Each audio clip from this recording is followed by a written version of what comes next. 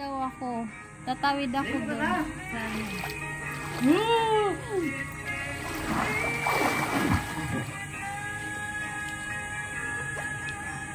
Diba? Bapaw lang? Hanggang ano. Hanggang ano lang, tama lang yun. In-straight nyo lang. Hindi, ano yun, pagdating yan. Ikot lahat yun. Dapat doon ang paano mo. Hindi, pero advisor kasi. Marami lang dito ko dito. Palalim. Yung... Ano yun yan dito? Sisit?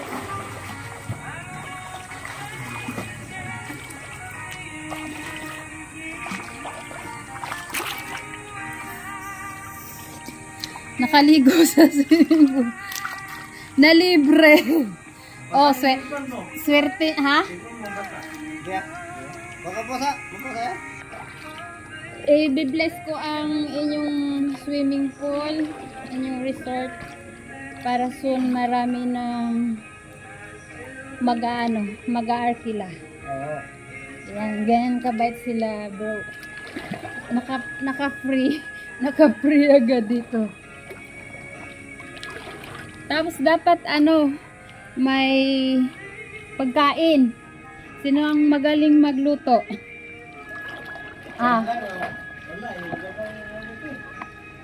Keep cook, pwede. Solo talaga yung parang sarap dito Arkila mag-isa. Solo. Basayan tayo. Taas dapat, taas. Basayan naman, ayun, may tubig na yan. Tubig na yan. Ay, pag ko? Taas ilagay mo.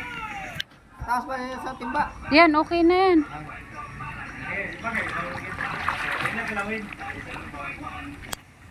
Naku, di na marunong mag-floating.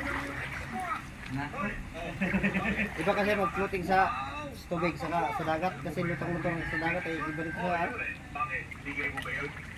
Hindi, pag mahaba yung swimming pool, pag yung pa-straight talaga, nakaka-floating talaga. Bakit ako doon sa Batangas eh? Kasama ko yung... Sa dagat ka? Takot na ako mag-floating sa dagat kasi mamaya... Ha? Saan doon? Kasi yung doon. Hindi mo mamalayan parang yung galaw parang napunta na pala dun sa malalim. Hindi kaya kung patalaga sa alon. Pag mga ganito lang na alon, no? Oo. Nakarelax sa swimming pool, hindi sa dagat. may swimming pool na may dagat pa. Doon lang po yung dagat, oh. Yan. Mayaman ang mga